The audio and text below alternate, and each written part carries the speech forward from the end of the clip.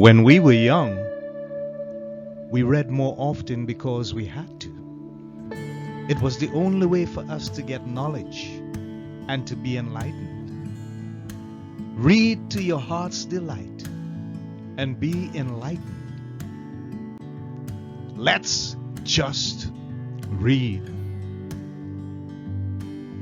It's a podcast by Andy's Personal Development.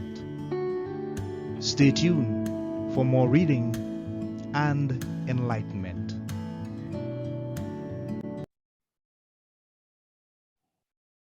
So this is Andy of Andy's Personal Development, and we are live on our podcast, Let's Just Read. And our guest this evening is LauraBanks.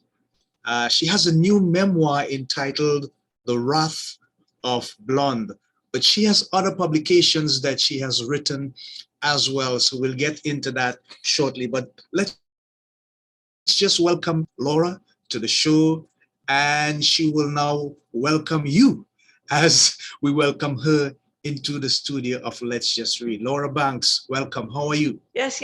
Welcome, everyone and me. And it's so fun to be here. And I love Let's Just Read and a culture that supports writers and books. And I'm all about it. And so thank you for your support and for anyone who hears my voice right now. Great. Wonderful. Well, thank you for coming on to our podcast and to be willing to share the information that we're about to share. Just hold on for a minute. Let me just make sure I have something correct here. All right, so let me see if that's happening.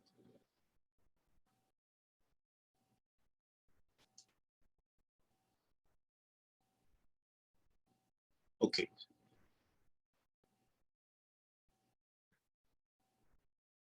All right, so no problem with that. We're gonna recognize that later for whatever it is. So, Laura, I want to start with probably would be something a bit challenging for you. And it is something that would take you back down memory lane so that you would have some memories, I suppose, that you would have learned from, you would have graduated from, but they're still there. And they're always there. You know, Tom Jones said, memories don't leave like people do. They always stay with you. Yes.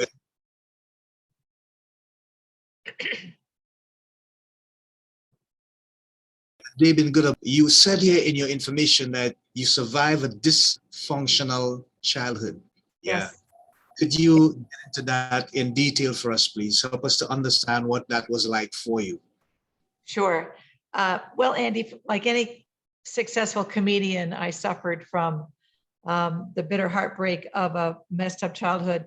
You know, there's a great new movie out right now with Julia Dreyfus, where she's a writer, and it's a great movie called You Hurt My Feelings, and all writers should see it. And she says something pretty funny in You Hurt My Feelings.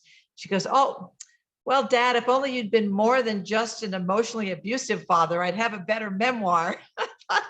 That's so funny, you know. Yeah. And Whoopi Goldberg, one of my heroes who I had a chance to work with, taught me this best, that yes, in my book, I do discuss what was a real dysfunctional world for me growing up. And it is what fueled my humor. And you can make it funny too. And the real task of a good writer, I believe, is in being able to make entertaining and funny what is drastically sad. Not right in that moment, in that paragraph, but somewhere shortly thereafter. So, you know, I always say no one should have to read my memoir if it wasn't funny. I feel it's cruel to have to read a memoir that isn't funny. But my mother was a depressed person. She was a depressed personality, and took to drinking and drugs to self-medicate. And I was her caretaker, essentially. And my brother ended up not surviving this dysfunction, took his own life. Wow. So, you know, I've got two causes with The Wrath of Blonde. One is it for women that are going to Hollywood to do it carefully, and suicide prevention, and get help if you need it, or if you know someone who needs help. So Robert didn't get the help. So I suffered quite a bit by 20, 21 years old, Andy, on my way to Hollywood. And it really, I believe, taught me humor. And I'll say this before throwing it back to you. My mother was sad, as I mentioned, and I tried to make her laugh. And I remember the very moment in my life, I made a joke and she laughed. And that was it. Ever since then, comedy has been something I really love giving away and something that makes me good when I do give it away. Yeah. All right. That's wonderful. So you had an amazing career in comedy. You had a wonderful career in acting, and you had some run-ins with some quite famous people. Yes. Before we get into that, tell me about the writing, the authorship. What inspired you to put your experience, particularly such personal stuff, into writing and publish it so that people would know? Well, I needed the money, Andy. I really should. You know, it's that time of getting a little up there, and well, yet at the same time, and there's truth in that. And at the same time, I've always been driven by creativity, whether it was acting, writing, drawing, painting, comedy writing, stand-up comedy. So this is just more of the same who I've been. I'm left-handed. My mother was very creative in spite of her miseries and taught me a lot about painting and drawing. What was the question? Why? Yes. Let me put it to you this way. What inspired you to take especially your personal experience, put it into writing? Because it's crazy. What happened to me is like publish it. Hollywood Mrs. Maisel. It was Andy. It's like I ended up in Hollywood and all these amazing, famous people I met, and I'm building my comedy personality, and I'm formulating myself as a human being outside of this dysfunctional family. I land in California and met Whoopi Goldberg. I mean, the series of events that transpired from 1979 to 1983, when I ended up sort of finishing 85 with Roger Corman and starring in those action pictures and Star Trek. I felt that was a very compelling story to teach and show people about the inner workings of Hollywood. Okay. And in a humorous, entertaining, you better be laughing kind of way. Oh my God, do these things really happen to people? And I'm telling you, yes, they do. They happen to me. And Whoopi Goldberg is an amazing part of my story, really. So that's what I had to write about. Okay, great, wonderful. So tell us a bit about that time you spent in Hollywood. What was the experience like for you? What are some of the things that you learned, and maybe the more memorable moments that you would have loved to highlight on this show? Sure. Thank you, Andy. I enjoy looking back at the moment where I actually got cast in Star Trek II. I was in Star Trek II. It was a little role. Ironically, though, this picture of me went around the world and on the box cover in Time magazine, and I end up to this day signing autographs. So Star Trek II, The Wrath of Khan, I saw an ad in the back of a classified theatrical magazine back then called Dramalog, and now it's called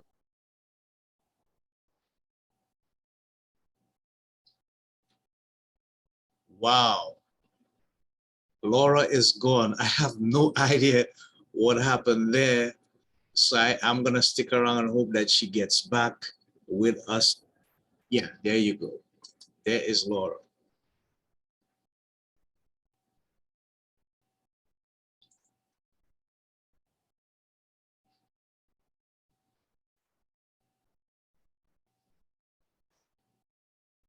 She's going to be back on in a minute, folks. Don't worry about it. I have her up on the screen. So I just need to get her on mic and her camera sorted out.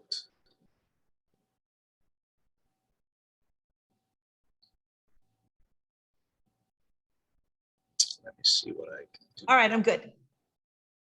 I just need to get your video. I pushed a button. I'm bad. I couldn't see your face, and I thought I could get rid of a button, but it threw me out. I'm a bad girl. I thought you had gone back to Star Trek. Abducted again. Can you see the video icon there? Yes, I can. If there's a mark across it, you just need to click on it. Oh, yes, there is, sir. Yes, there is. There Hi. you go. There you go. It's easy, simple, no fuss. Live.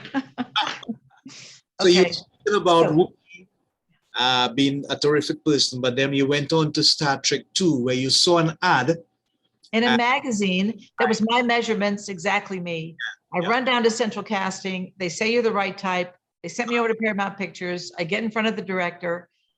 He approves of me after a while. Nicholas Meyer, who's a pretty brilliant man who also wrote A Day After Tomorrow and actually fixed Star Trek True script in 2 weeks, turning that around. So being on a set for the first time in Paramount, and Paramount, of course, is probably the most my favorite studio and has some of the greatest legacy. It's the second oldest studio behind Universal.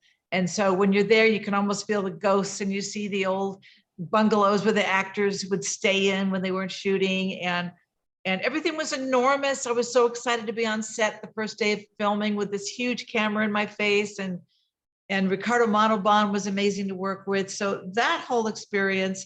And the other fun story I tell in my book is the meeting of famous celebrities like William Shatner, who I do confess into this book with, that we were an item for about 4 months, and it's positive and great. And he's a wonderful man, an amazing man, still my friend. And then I worked in a bar, a lipstick lesbian bar in West Hollywood. And at midnight, they let in Jose Ibar and Jack Nicholson. And I have my favorite story in the book probably is the story that happens with Jack and I and Warren. Oh, okay.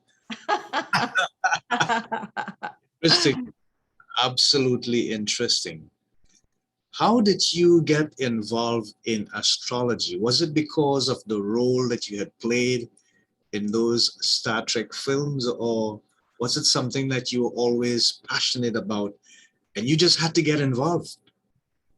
My mother was an astrologer, Andy. My mother was a really talented astrologer. So I'm a second generation astrologer and started studying it when I was 5. I find it fascinating that I ended up a part of the Star Trek family as an astrologer, studying the stars and having imaginary travel to the stars as the navigator of the USS Reliant.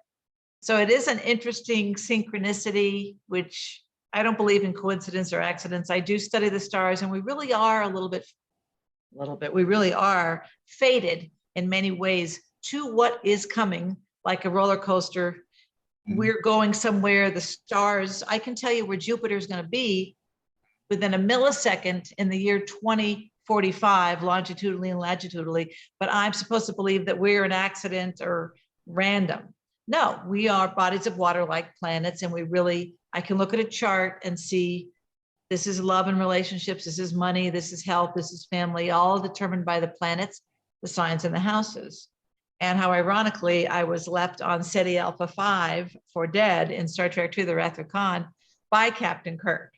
Yeah. So planets are playing out everywhere. Ah, wow. Intriguing. Wonderful. So tell us about the time that you spent with Whoopi.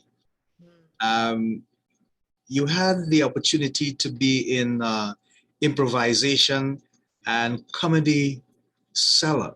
What was that experience like for you? Well, the Comedy Cellar was post-improv. The Improvisation in New York City and the Comedy Cellar are the 2 premier clubs. Yes. After bombing in San Diego, when I first moved there in stand-up, I ended up finally getting my act together 20 years later. I was so scared I never went back for 20 years, and then ended up passing at the Comedy Cellar, which was pretty cool.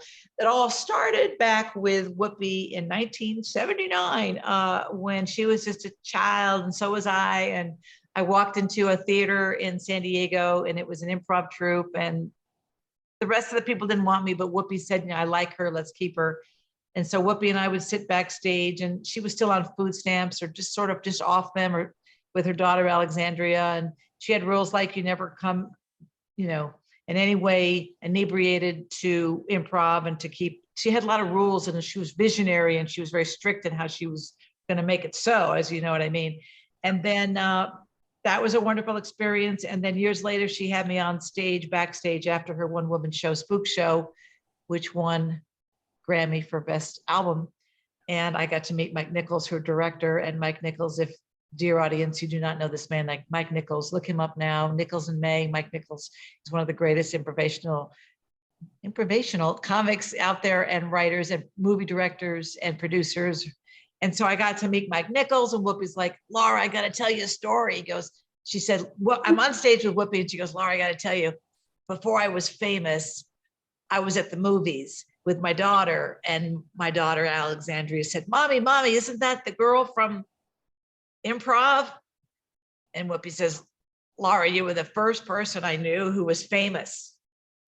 And subsequently, Whoopi ended up in Star Trek, Next Gen. So that's because of me, or I randomly take credit for it because I can. That's wonderful. I love it. I love it. Yeah. So, Laura, here's the thing. If you were to give young aspiring people, especially young women, the kind of advice that is necessary for them to understand the world of Hollywood and how it works, what are some of the soundest advice you would tell them, seeing that they believe that they are destined somehow to take up a career in Hollywood or acting, as the case might be? Oh my gosh, by the way, I just love you. I love your voice. I love your face. You're amazing, great energy. I don't know where you came from, but I'm so glad we met. Yeah, you want to be really, really careful. I never know what I'm supposed to be looking at here. Does it look like I'm looking at you when I look at that spot right now, Andy? Yes, definitely. Okay. All right. There's a lot of human trafficking right now going on in Hollywood. Don't go by yourself with no money. But if you go by yourself with no money, have 2 pit bulls. Seriously, there's a lot of exploitation. There's a lot of fake people. There's a lot going on, but you have to be like me.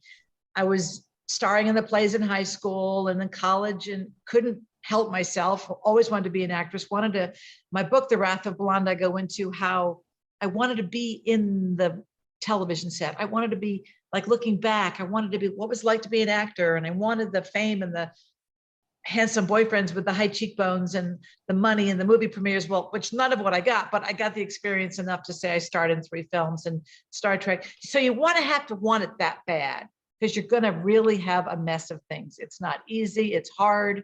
If you know no one, if you're starting like I did in your mid-20s, but if you want it and believe in it, and you're, you really have been told you're good, please have someone have told you you're good as an actress before you go. And take classes and take it seriously and get a craft, get a secondary income like paralegal. If I had to do again, I'd be a paralegal, or some kind of serious money so that you don't have to worry day to day like I did. Wow, that's amazing advice. Thank you so much, Laura, for sharing. Really appreciate it. I want you to tell us a bit about Breaking the Rules, Last-Ditch Tactics for Landing the Man of Your Dreams. What is the inspiration behind that publication? I laughed. That was so much fun to write. Well, I had the good fortune of that book being a USA Today bestseller. We sold 250,000 copies due to an enormous push by Rosie O'Donnell's show. My co-author, Janette Barber, was her producer. So there was a dating book out there back then, book called The Rules. And The Rules was this book about how to land a guy. And it was serious advice to play by your grandmother's antiquated dating tips, which meant you went to date early. You don't just go out with anybody. Well, we decided to write the parody. It was my second book at that point. I had written Love Online about online dating. That's another story. But Breaking the Rules, boom, we wrote it within a few weeks. It was in perfect timing of hitting a core nerve of everyone who was fed up with his rules book. But it was a ridiculous, wonderful, sloppy, fabulous book that just caught a nerve and was hysterically funny because Janette is a headliner comic and I had her working with me. But, we said things like, make your first date last at least 24 hours. And if the guy tries to make you leave his house, you hold on to the door jambs. and go out with anybody. If he has a pulse, you have a date. You know, the rules book said to take a bubble bath before the man arrives. And well, we said to stick your thighs, to wrap your thighs in cellophane and stick them in the microwave. Maybe they'll shrink, or belt back a 6-pack of beer. So we were crazy comics about it, but the media still turned us into experts. And we did a lot of the talk shows as experts, and up to and including Brooke Shields in Suddenly Susan did a parody of me and Janette. And people go, oh my God, you were like the storyline in Suddenly Susan tonight. And Brooke Shields played me, and Janette was very short. And it was the story of a couple of comedy writers who the media tried to turn into serious dating experts. And so that's funny that we wrote a parody and then we were parodied. So it was a parody of a parody. Parody of a parody. Yeah, and it's amazing that you all took this very light, comedic, but very open and innocent sort of approach to the rules of dating. And I guess that is what made it so attractive. I think what really made it work was we made women laugh. Yeah. We got them to just stop and just take a breath and be hysterical about your situation. Wow. Yeah. Great. So, Laura, what do you mean by you have a message of self-empowerment for women since the mid-90s? Okay. What is the power behind that? Is it a thought? Is it a philosophy, a way of life, a belief? What is it to you? Be adventurous. Do not hold back. Go for your dreams. Identify your dreams. Go for your dreams almost at all costs, because if you don't, you're the Walking Dead. What is it? You want to walk a tightrope? You want to get married and have babies in your 20s? You want to never have babies? I don't care. The morality of that, it's your choice. Don't take family pressure to do what you're being told you should do. Identify your passionate dream. Go for it at all costs. Know you're going to screw up over and over and over and over again. And that's just how you learn. You don't learn in the sidelines. You learn going for the dream. My books have been a series of empowerment thinking thoughts, like the fact that Love Online was telling women that they could date online safely in an era where we were being told we could not. So I helped forge the path to teaching people about, yeah, this online dating thing is going to be here and you're going to be okay. Breaking the rules. You're not here to please a man. You're not here to get a man. You're here to have a whale of a good time and be radical in your dating and your dating tips, and go out with anybody you want and don't settle for anyone less, all wrapped inside a humor book, right? So I really believe you can get to a serious power, superpower point with comedy. My third book, Embracing Your Big Fat Ass, an Owner's Manual. That's the name of the book. Simon and Schuster, that was my big publishing deal. That was a 6-figure deal. That was cool. We told women just to love their asses, love their body parts. Don't be in any way ashamed of 5 pounds or 50 pounds. You consider yourself overweight, you can self-qualify. And ours, Janette Barber and I wrote that one together, and our motto was to really love yourself. So it's a love yourself theme all around, really, to empower women and really men too. But I like my girls. I talk to my girls usually in my books, to just be unstoppable and finding whatever is your joy, and you're happy, and in that zone, you're in that, as Abraham Hicks talks about, the vortex. Yes. Thanks for sharing, Laura. Is there any new works for you in the future? Something you're currently working on? Fingers crossed. I've got interest on a movie project with this book right now, which would be really cool. So I'm spending time, other than settling into my life here in Nashville and getting a lot of terrific interviews and things, which I'm loving. Taking a book to a movie is a whole different thing. So my agents are saying, you got to be ready for that meeting. And he's going to want to go, all right, what are your ideas? Go. And here are my ideas. Go, and do our ideas match? So it's about looking at what visuals do I have to support the story? Who would be interviewed, who wouldn't, because it would be a documentary interview of me. Yeah. So I'm sort of casting it in my mind. I wrote it all out. Other than that, I've got 3 more books that I'm going to be doing about my life in Florida. Yeah, it's hysterical in the villages. There's a video out of me now with 525,000 hits. I did with Mark Cuban's group, Offbeat Media. And it's, if you type in YouTube, Excuse Me What is the name of the series. And my episode is like cougar. It's hysterical. I'm not a cougar, but they made me one. Anyway, it's all about the villages and how crazy the retirees are there. And I'm going to do a book about it. It's too crazy. And the third book is, what is the third book? What do I want to write next? Probably a humorous astrology book. And I'm at stargalnetwork.com. If you want to find me, I didn't give you that information. So astrology is the third column, Andy. Okay. All right. That's cool. Okay, great. Thanks for sharing, Laura. Yeah. So we're just coming to the end of our episode, but I want to look at something that is currently happening. And for me personally, I think that, wow. Yes, go ahead. This is what you wear in Nashville in the mountains when it starts to rain. I hear you. I hear you. Nashville. I'm gonna mess up my hair tomorrow because I have a TV interview tomorrow and I just got my hair done. Go ahead. Go ahead. I'm listening. I like your free spirit. Thank you. It's hard being me though. Imagine. Okay. Yeah. What I'm saying is that there's so much stuff happening in the world today. Yeah. And if you had the opportunity, Laura, to change anything, what would it be for you? My dress size? No.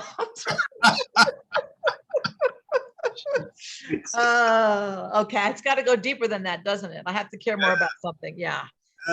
I'm really, really saddened by the suicide numbers right now. They're at an all-time high. Mental illness, which my brother suffered from before he took his life, is something that we're still a culture that doesn't like to specifically discuss. So I'd like to see more attention to that, to human trafficking, which is a Los Angeles problem. There's a code that a girl can learn, right? If she's been abducted, there's a code. So everyone should know that code. I don't know it, which is really wrong. And to live a joyful life. Please, please find the happy spot. I always have a thing, just don't be bored. You know, are you doing something that's got you going out of bed in the morning? And if you don't, then what bad relationship do you need to get out of, or what support do you need from your community to start to reinvent yourself? I've reinvented myself so many times through so much loss. I mean, I have not had an easy run. And people go, how do you keep going? But it's a love of having a comfortable life, having security financially, and still living my dreams of traveling and having things when I want. Like, I don't want to live in a tight little money box, you know. I don't believe in saving a ton of money before you die. I think you should just live a life that lights you up. And if people, your friends and spouse aren't with you, then you need to think about who you're with. And you need to find friends and connections and support groups that get you, I get you. I get you. I get you, Laura. I know I get you. Thank you. Wonderful. So here's the thing. Yes. I hate having regrets about life, particularly come to the point to realize that there's nothing you could do about the past. It's past, it's done, it's gone.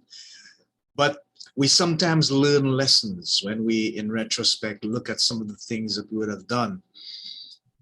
Are there any things that you would have changed? Let's say you had the opportunity to go back and do things different. Is there anything that you see you would have possibly changed or done differently? Short of marrying Brad Pitt or George Clooney, and Brad Clooney is a mix of Brad Pitt and George Clooney. That's the ideal man, is a Brad Clooney. That's a hyphenated Brad Clooney. Stand-up comedy, I did end up passing after a lot of failing at the two major clubs I mentioned. I would have been doing that a lot more than I have been if I'd done it right. I think in 1979, when I was hanging out at the Comedy Store with Robin Williams and Dave, I asked Dave Letterman out on a date, and it's in there about that experience and watching Robin work every night until 2 in the morning. Amazing. And Howie Mandel was there, and Billy Crystal, and you know, and then the improvisation, you know, of course, Richard Pryor performed there. So all the greats. I'm in love with the craft of stand-up. I think that it's the most honest, brutal, wonderful thing. So I'm back doing it. You know, I wish I'd been doing it all along. In 1979, I met a guy and I gave up on my career, which I think women do. Don't do that. Don't do that. And now here I am, probably going to go back on the road with my Star Trek tour to places I go. And I'm going to maybe become a headliner comic at this age, which is pretty interesting. Yeah, pretty interesting indeed. Yeah. We have come to the end, but there's always a light moment, and sometimes I do it, sometimes I don't. It's 1, 2, 3 questions I'm going to ask you. You have one or the other choices. Okay. You have to tell me why you made the choice that you made. So the first thing is it going to be ham and cheese or peanut butter and jelly? PB&J, baby. Yeah, but why? Oh, why? The sweet and the salt together. I'm a salt person. Give me a bucket of salt. Peanut butter is salty, and then the sugar. All right, that's So great. when you bite it, that bread's got to be toasted. And then when you bite, it's all gooey and delicious. Ah, okay, great. So we're looking at, is it Sunday evening baseball or Sunday night football? Sunday evening baseball, because I'm probably liking the outfit better at that time of year. Maybe a little culottes. I don't know. People don't remember culottes, but just look up shorts and halter top, maybe holding a margarita next to some cute guy. Oh, baseball. yeah, you've got a That's a vivid. funny story. I made it. Where was I? A Renaissance hotel in Baltimore, and I got in an elevator with all of the Yankees. They were staying there too, and I'm 5'10", and so help me, these guys are enormous. They got to be 6'5", 6'6". I felt petite. Yeah, they're huge. They're big guys. And they were brutalizing the bat boy, who every time the elevator would open, the bat boy was there, the little young guy, and they were like giving him noogies and pushing him around. I thought that was pretty cute. Cute. Yeah. Yeah. So here's the final one. Yeah. BMW or Mercedes-Benz? What? BMW or Mercedes-Benz? Mercedes-Benz, because I feel that it is a superior ride. The BMW is designed to feel a bit sporty, but I actually prefer the non-sporty. I'm in a marshmallow experience, barely feeling the road as I go along, because I'm an older individual, and older individuals don't want to feel the road. Laura, it has been a pleasure, wonderful, wonderful pleasure. Thank you. So on Let's Just Read. And I just want to give you a minute to tell people how they can get your books, buy your books, support your work that you're doing. And if they need to make contact with you, your social hashtag handles. Okay. Oh, my social hashtags? I should know those by heart. Should. LauraBanks author is Instagram. Hmm? Twitter author, LauraBanks.com is my website, www.laurabanks.com, for my tour dates to Raleigh and Atlanta and Las Vegas, Columbus, and my book, The Wrath of Blonde, The Making of Star Trek II, and Other Wild Hollywood Adventures as an Amazon in Outer Space, is on Amazon. So you type in The Wrath of Blonde, and you'll see The Wrath of Man. I don't know what that book's about yet, but The Wrath of Blonde is the best place to go get at Amazon. Do it now. Don't think twice. Go buy the book. Go tell your friends to buy the book. You'll have a laugh. You'll think it's hysterical. Can't promise you your money back because I'm a working girl, you know what I'm saying? But Laura. LauraBanks. Okay, so you've got a good sort of repertoire, I suppose, with stand-up comedy, because it's like a natural for you. It's like in your DNA, it's a part of you. Wonderful, amazing. So folks, we have had LauraBanks on our episode in Let's Just Read. Stand-up comedy, starred in many films on Star Trek, and now an author. yes. Check out on Instagram, Facebook, and make sure you get to Amazon for The Wrath of Blonde. There she is, testing out her sunglasses or sporty glasses. So we're going to say goodbye to you now until next time. This is Andy and LauraBanks on Let's Just Read saying so long, guys. Bye for now.